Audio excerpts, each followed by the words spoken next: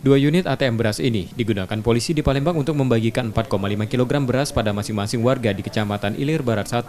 Selain beras, bantuan yang diberikan adalah obat herbal. Warga penerima diharuskan menjaga jarak dan menggunakan masker. Hal ini merupakan partisipasi bantuan untuk warga yang terdampak COVID-19.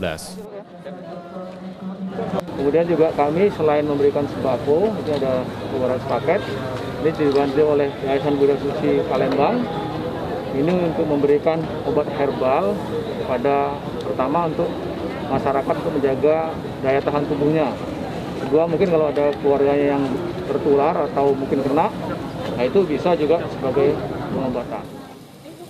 Aksi sosial polisi akan digelar di seluruh kecamatan di Palembang dengan jumlah total 20 ton beras yang akan dibagikan untuk warga dengan ATM beras. Rizky Oktora, Muklas Diferensial, Trivida, Kompas TV.